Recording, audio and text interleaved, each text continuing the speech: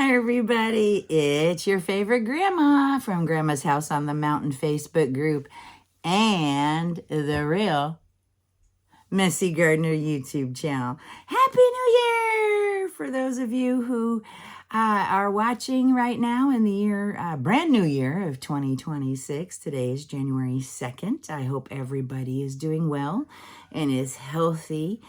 My chickens are going off in the background. I don't know if you can hear him. My one rooster is just, I don't know. I don't think he likes the fog. It's because it's foggy today. So I don't know if that's what it is. Oops, sorry. I just kicked the table. All righty. Well, oh my gosh. We have so much to talk about. So much to talk about. It's almost hard to think about where to begin.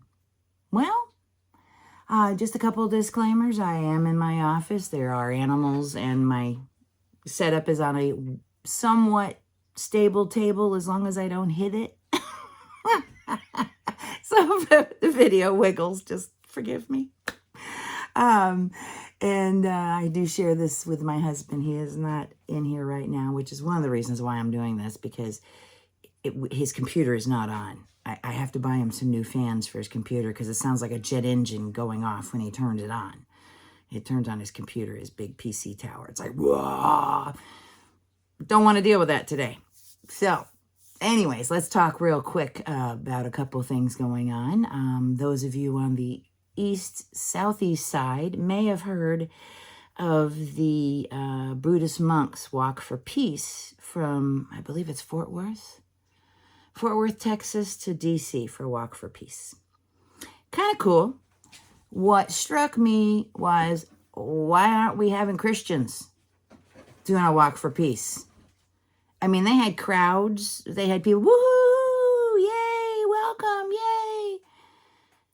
The Buddhists are walking for peace. Meanwhile, us Christians are sitting there going, let's see what he does.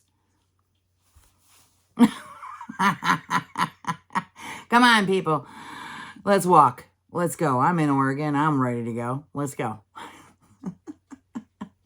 Although I don't know if I'd even make it down the hill. Well, I am 60.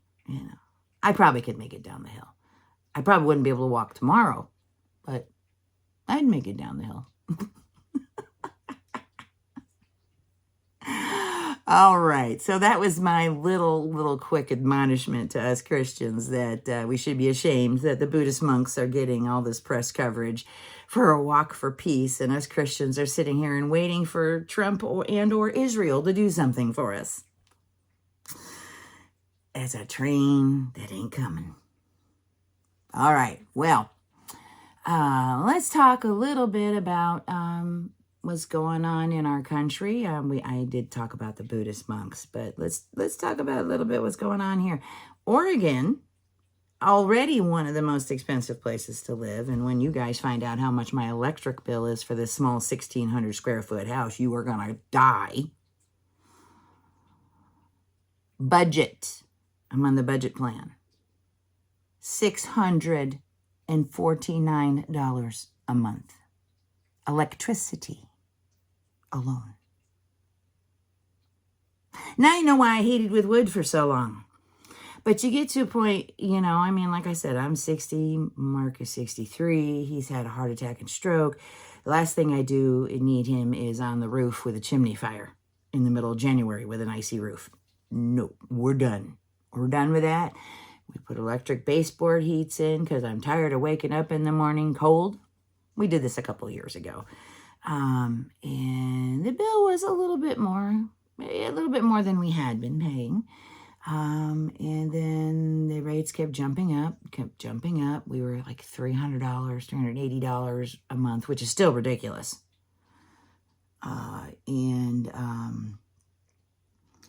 Then my daughter and her son moved, my daughter and her husband and her 2 children moved in. And of course, you're going to double your electric bill, which is totally understandable. Okay, a normal house in Portland area or down in the valley, my daughter has a big, huge house, at least 2,000 square foot house. She pays $250. And she has a family of 5, plus she has another, one of her friends living with her right now. That's 8 people in a house for $250. I'm 6 people. and a smaller house, I'm paying $680. So now you know why I'm a little upset that Trump or anybody else is doing anything about these electric bills for us up here. And to explain real quick, down in the valley and the rest of Oregon is under Portland General Electric, or PGE.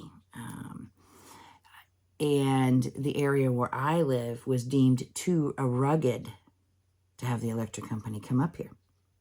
So back in the day, we used to have our own electric with a dam down by Kesey. Now, Kesey is a road that my road branches off of. But there used to be a dam there that provided electricity for the city. Well, then, you know, things were, they had to do their own electric co-op and blah, blah, blah, blah, blah, blah, blah. So, sorry, I'm still trying to, I woke up a little bit ago, so I'm still trying to, sorry for the faces, but you know, that's me. Anyway, so we are under this electric co-op that we're all owners. And they've come a long way since when we first moved here. Before, if you had a power outage, it wasn't unheard of to be a week or two. Yeah. So for me, for 24 hours is still a lot for now, but they have done some improvements. But $680, people. And that was after having a $1,200 bounce, you know, the balance, we were $1,200 short at the end of the year. Can you imagine? I mean, I don't use that much electricity. I'm a child of this, you know, my dad was like, turn everything off, you know, because the 70s, you know, you didn't, you know, you had the gas and energy problem, which ended up being just made up, but it's a whole nother kettle of fish. So, you know, I'm used to shutting off lights and making sure, you know, the normal electric stuff, shut off lights, don't let, you know, any air escaping, drafts coming in the house, that kind of stuff, you know, make sure, you know, I use thermal window coverings, even though they're ugly as sin. I got to dye them. If you ever see pictures of my house, don't judge me. My husband worked nights and I had to have a way to dark out everything. And they used to go with my other house. So, but I'm thinking of dyeing them. But anyways, that's why I use thermal window coverings, you know, to keep the heat out or keep the heat in depending on the season, you know, ceiling fans, all that stuff. And I still have a $680 electric bill. And like I said, I'm a small house. That's a small house. It's about maybe 1,600 square feet. Thereabouts. It might be as much as 18. I don't know. It's between 16 and 18. Okay, is my house. So,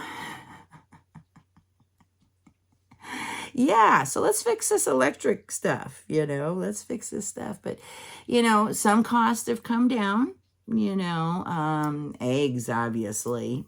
That was one. So, I mean, you know, over time, he is doing things. It's just, at this rate, I'm going to be priced out of my house. I mean, my electric bill is probably the second, behind my house is probably the highest amount of money I pay, even over food. So yeah, let's start fixing some stuff, please. Please, you know. My husband is retired on medical disability. There is no overtime and no extra money to be made, so the only extra money is me, and even then my job is winding down. I wouldn't be surprised if AI doesn't take it over, but that'll probably be after I leave. Who knows? Who knows? I do like it when I do, but I can easily let it go as well. It's not something I'm that attached to. But yeah, so let's start seeing some other prices go down. Have you guys seen some prices go down? No? Anybody? Oh, and then let's talk about Oregon's gas. Now, granted, we're not as bad as California's. But, gotta talk about our Oregon governor here, Miss Tina. Miss Tina. I think his last name's Kotex. Tina Kotex. I'm sorry. Anyways, she, because we have lost as a state a lot of funding, you know, because we were a sanctuary state and a sanctuary city of all stupidity, that why people think that's even an existing thing. You either are following the law of the United States or you're not following the law of the United States. There is no sanctuary here. Okay, we'll go get Tyler Robinson and give him sanctuary somewhere. How about that? I think everybody's mind will change on that one, huh? Anyway, so Miss Oregon Governor Tina, because we've lost all that funding, has decided just to tax our gas a huge amount. I mean, as it is, I'm paying $4.20 up here, and I think $3.69. Maybe it's back up to $4. I'm not sure. It's been a while since I've gotten gas down in the valley, because I usually just gas up here, even though I hate to. But sometimes you have to because you're on fumes, even though you could probably roll down the hill. You won't get anywhere afterwards because there is no gas station at the bottom of the hill. So anyway, so yeah, our gas is going through the roof. You know, it's just crazy. And, you know, California, Washington's bad. On top of all the other taxes, Washington also has a sales tax, a retail sales tax. Right now, Oregon doesn't. Oregon, the amount of time I've lived here, 28 years, something like that. Yeah, 28 years. And we've never had a sales tax.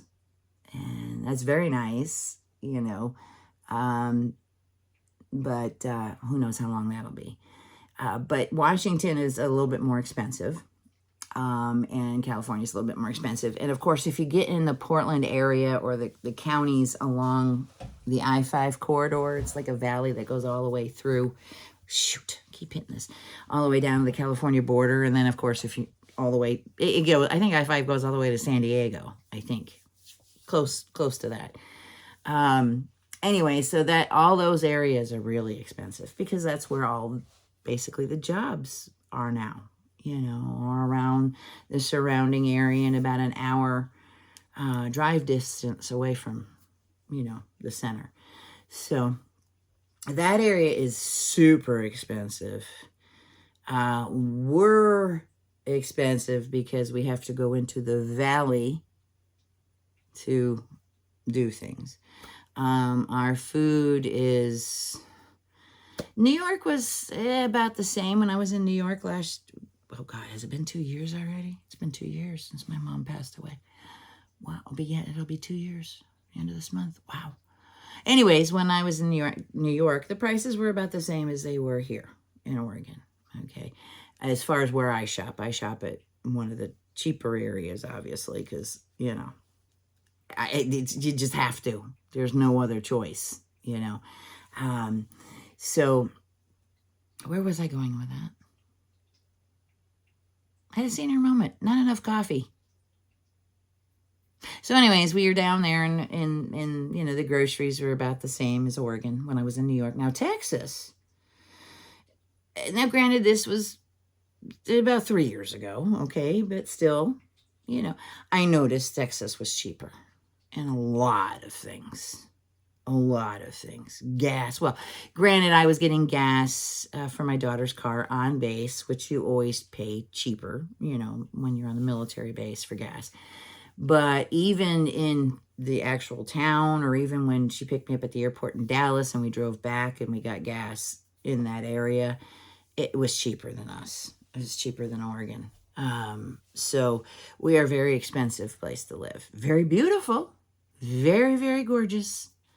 One of the most prettiest states that I've been in overall. I do like Montana. Utah was beautiful, but I wouldn't want to live in Utah. That's not my style of ecosystem I want to live in. I don't like the flora. Not that I don't like the flora and fauna, but that's not where I want to live. I want to live somewhere where it's green and good dirt. So anyway, so Oregon is expensive. We're on the west side. The east side, where it's more desert. Bend is very expensive, but you get away from that in any direction of Bend. When you get on the other side of the Cascades, it tends to be a little bit cheaper. It just depends. But we are having this huge gas tax, and I don't know what else they're going to be doing to try to make up the difference of the funding that they've lost because they're stupid. Don't argue with the federal government. You're not going to win. Not as a state. But sometimes the stupidity really amazes me. Really, really amazes me. Okay. So that's Oregon. I don't think there's, the normal BS going down in Portland, it is what it is. I don't have a need to go into Portland. My son does live in Portland, but I haven't been to his house, but he lives on the southeast side. So he wasn't anywhere near the ice facility and all that other stuff going on, so I didn't have to worry about him. But yeah, I think that's kind of it for Oregon, although they are all these earthquakes going on around the world. We do have the Cascadia subduction zone off the coast here that, kind of can connect up and activate the California faults there. So they're having all this stuff, all the Pacific volcanoes are going off. So, Oregon State University is like, well, we have an increased chance of an earthquake. It doesn't take a brain scientist to figure that out, especially when we got some solar flares coming in the next couple of days. I think one is today. So that's always going to be fun. They figured out some connection between solar flares and major solar activity to earthquakes. And if you're paying attention like the rest of us weirdos, there has been a lot of solar activity in the last year. And we have had, and especially the last 2 months, 3 months, had an uptick in earthquakes. If you kind of been paying attention, and one in California had, a couple in Alaska, a couple in Russia, Japan, I think, had one, so that whole area is lighting up, so don't be surprised if you don't start hearing about more. That's probably the only major, other than a blizzard, I think that would probably be the only major disaster that we have here would be an earthquake or Mount Hood blowing up within a volcano. Okay. I guess if you're going to have disasters, natural disasters, I guess a volcano is the way to go, right? You don't have to worry about whatever. It's just, yeah, you're gone. Like the East Coast, the Southern coasts have, hurricanes, Northeast have nor'easters, we have atmospheric rivers and, Pineapple Express. That's earthquakes and flooding. Probably the major issues we have here. So in the United States, well, let's see what we got going on. Mandani, I think I'm pronouncing his name right, took over as mayor of New York City. And let's see if everybody's fears about his socialism or collectivism, as he says it, works or just makes everything worse. His little quote was like, time to get rid of the cold, rugged individualism and embrace the warmth of collectivism. Said no American patriot ever. But we'll see. Like I said, you got to judge by the fruit. You got to judge by the actions. They can talk a talk till that paperwork is done and it's signed, sealed, and delivered. Then we'll believe you. At least that's what I think about it. So yeah, that's in New York City. Of course, we have to talk about TPUSA, Charlie Kirk, and all that mess. It is getting so convoluted, guys. It is getting so convoluted. I don't know how many of you are following it. Now, mind you, Candace Owens, who's been the one that's asking all the questions that nobody wants to answer, is on a 2-week break because of the holidays. She goes on 2 weeks. Now, occasionally, she'll do an X or a quick IG video things like that. But the rest, she's kind of, I think she's kind of sitting back just kind of giggling to herself, because some people have taken the horns of what she's done and has done some more investigation. Been a couple of finance guys that have gotten the paperwork for certain things and finding out connections between Utah legislator and Tyler Boyer, and $650,000 down payment on a $1.9 million house for him out of nowhere, after him being having his wages garnished. So you tell me where he got that $650,000 after being garnished for an $11,000 debt. I mean, yeah, you win the lottery, you could do it. You know, your grandparents are very, very rich, and you got it. But there's, yeah, it's, wow. Let me know down below if you want me to do a special on just what that is, so you don't have to go through and listen to all the other dreck. I can just lay it out how I've seen it come across, and I'm not making a judgment either way.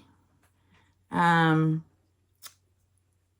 feel about talking about Erica Kirk in the beginning was in bad taste. You don't mess with a widow, okay? She's grieving, right? The minute she became CEO, and as she is acting as that CEO, we are allowed to talk about her. Now, we're not dissing what she does at home, or at least most people aren't. Most people are like, where's the kids? So they're probably with her, probably with, you know, a quick babysitter or nanny while she's doing these little shows. I would hope. But the minute she stepped out as CEO, and in her professional life as the CEO and the face of TPUSA, she opens herself to public scrutiny. It's just the nature of the game. As soon as you become a public figure, all bets are off. You're no longer the grieving widow. At least the scope of where I think in good taste we could focus on her actions. Nobody's questioning, at least I'm not, her mothering skills. Not questioning any of that. Not questioning her status as a grieving, now a single mother. But she is a little weird. Some irregularities going on. And it might be just her personality, and it might be just her lack of stage presence. You know, what you kind of wonder as a pageant girl winning Miss Arizona, if she should have that bad of a stage presence.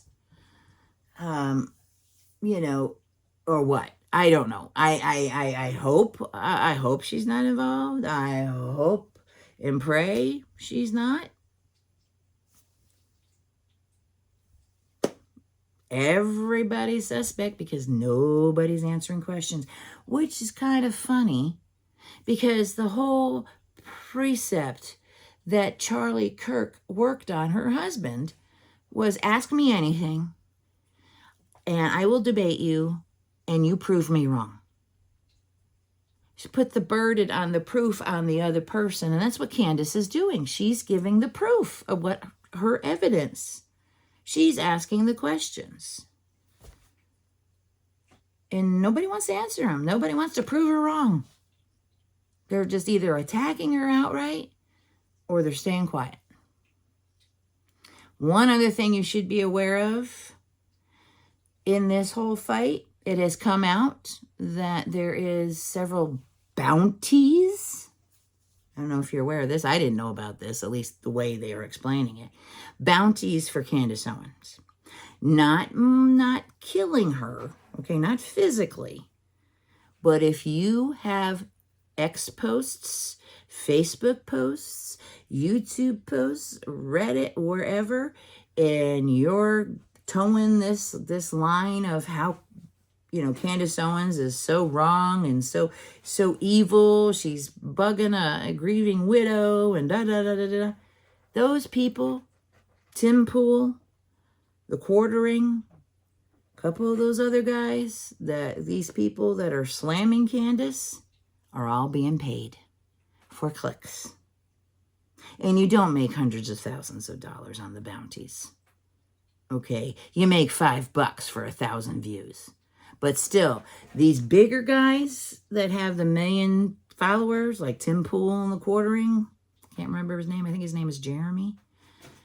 But these are all these, conservative podcasters, but they have all come out that they are actually working for this one company that pays them for clicks with these talking points and these titles. And you're supposed to send the link, and then when you send the link and they've proven that you've gotten that many views, you get $5. Now, like I said, if you're a couple million views, you can make some money. Hey, I look at it this way. $5 is $5. That's $5 in my pocket instead of somebody else's, right? Hey, that's a bottle of Diet Pepsi plus some. Oh, and maybe a snack along with that. But still, $5 in my pocket is better than $5 anywhere else. Now, I'm not saying I'm signing up for any of those bounties because A, that's just mean-spirited. And B, I don't have that kind of following. So, but, like I said, let me know down below or DM me, whatever. And, let me know if you want me to do a quick, maybe half-hour special on what has been uncovered that I'm aware of so far. So, you can see where I'm thinking, this just doesn't make sense, and it's just, wow. And for those of you who are paying kind of somewhat attention and heard the part about Egyptian planes, don't discount it until you know why. It's not crazy. Okay? All right. So, take a breath. Take a breath. Now I'm going to ask you some questions. How is your prayer life? Yes, that's what I said. How is your prayer life? If you're a Christian, you should be at least having morning and evening prayers. And then, of course, the Bible tells us to pray unceasingly, which people are like, well, how do I do that? Well, you can do something just as simple under your breath or just as you're going through the day. Lord Jesus, have mercy on me. Lord Jesus, help me. That's praying, right? So how is your prayer life? If you're having some struggles, personally, mentally, emotionally, whatever, try up in your prayer life. And if you don't know what to say, don't know what to ask God for, sometimes it's hard for us to come up with words that express how we're feeling. That's why using a quick prayer that you find on the internet written by somebody that just clicks, you use that as what I call a prayer starter. You say that prayer. If you're too emotional, you stop at the end of that prayer and just kind of think why your heart is heavy. God will still hear that. Or at the end, you would say that written prayer, and you can add a little bit of your own on the bottom. Or you could start your prayer with what you want to say to God and then go into that written prayer. But I guarantee it, you up your prayer life, you will notice a difference. Now, that doesn't mean all your troubles are going to go away. No, not by any stretch of the imagination. But to know somebody, you have to talk to them. You have to spend time with them. Think about your spouse. Think about your children. Think about the rest of your family. You know them, right? Because you spend time with them. How can we claim to love and know a God that we don't talk to or don't spend any time with? Now, I'm not saying you have to stand in prayer for 30 minutes. A good couple of longer time, a little bit more in the morning as you wake up, or if you do morning Bible time, the prayer, that time is good too. And then throughout the day, maybe, praying for your meals, a little prayer on the way home. If you see an ambulance going by, on your commute, say a quick prayer. Lord Jesus, help those people. I hope they get the help they need. Once you start praying, you start seeing more and more opportunities to share things with your Father. You start noticing people around you that need prayer, and you're quick into that. Lord, please help them. Be there for them. Whatever quick little prayer you can say.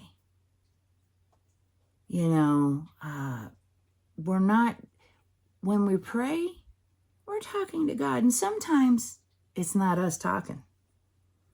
Okay, so don't discount sitting quiet for a little bit after your prayer. I even recommend sitting quiet for a few minutes prior to prayer to kind of get your thoughts together.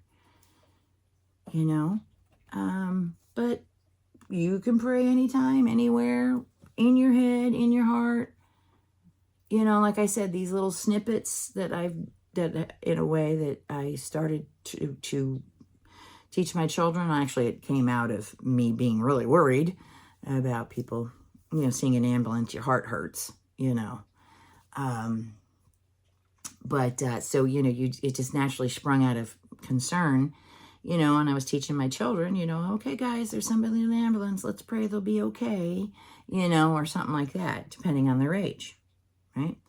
So you having this prayer life, even if the people you're surrounded with or the family you have are not Christian, pray anyway.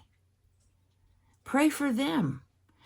You don't have to pray in front of them if you don't want to. You don't have to be totally verbose when you're saying prayer. If you do want to have prayer over your son before he goes for a job interview and he's not open to that, just put your hand on his back if that's something you normally do, and rub his back, scratch, whatever, and just say a little prayer inside your head.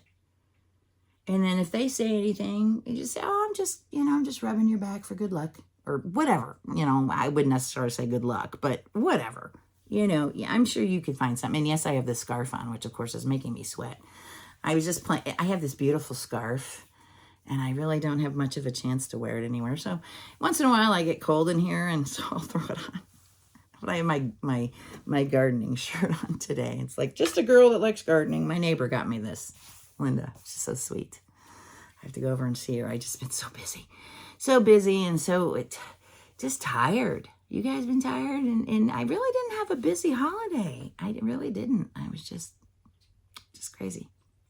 Just tired. I think just tired. But anyways, I wanted to go back to encouraging you to pray. Think about, and also, if you don't pray, like I said, just say, Lord, I don't know how to pray, but I want to.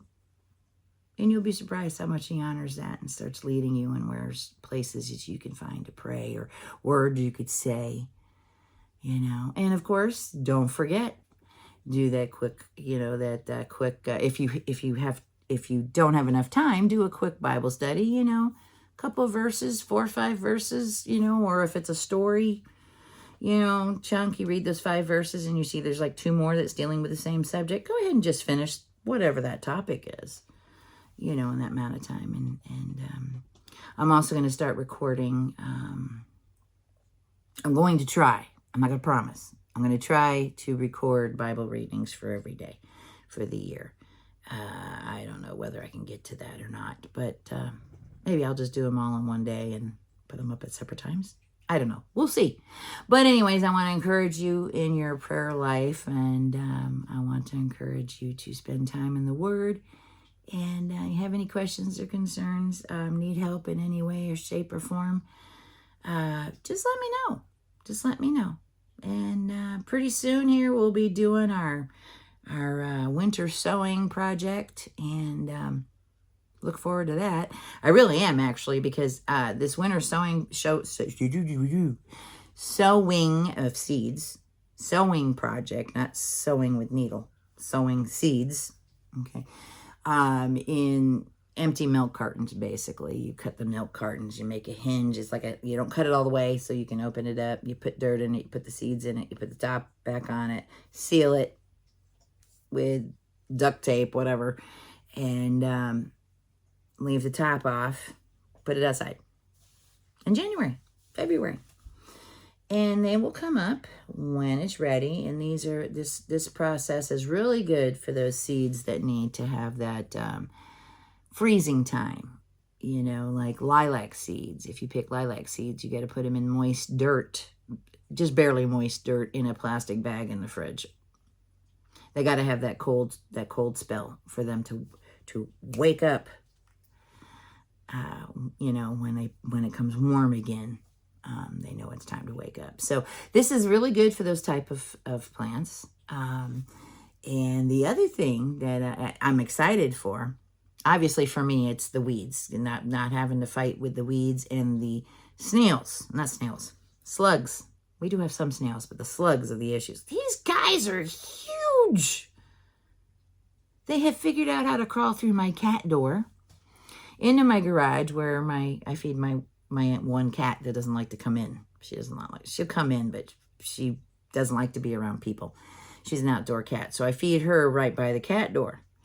And these darn slugs have figured out how to get into that cat door and eat the cat food. And I walk around barefoot in the garage. Well, now I don't.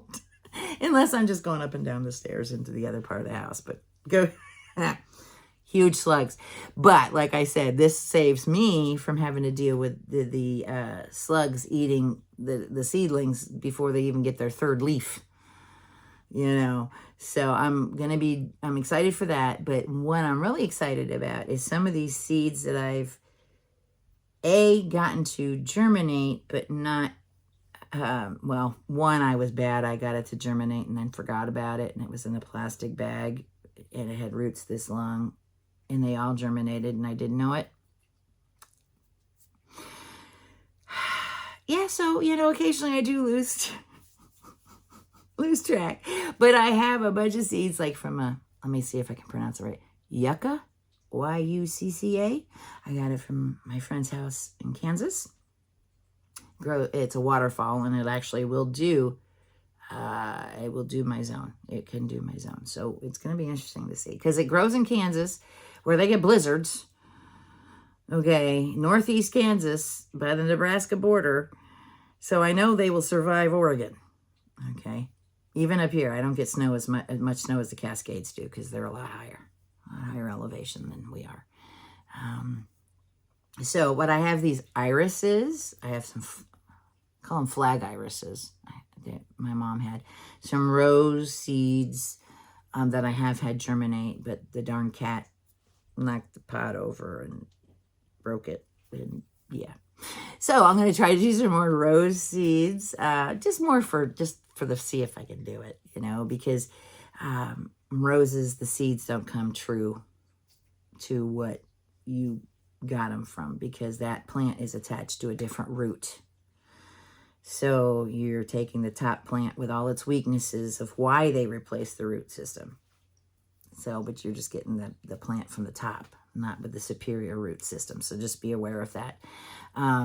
Also, lilac, daylilies. I have some gladiolas that actually came up. And again, the dang cat. I had this tray and like a dummy, I left it on the railing, which is actually a pretty wide railing on my deck.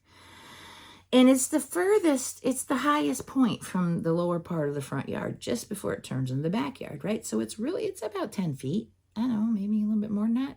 It's up there, right? It's up high. That's where the dumb cats jump up. They crawl up instead of jumping where it's close to the ground at the upper part because my land slopes. So they knocked it over and killed everything.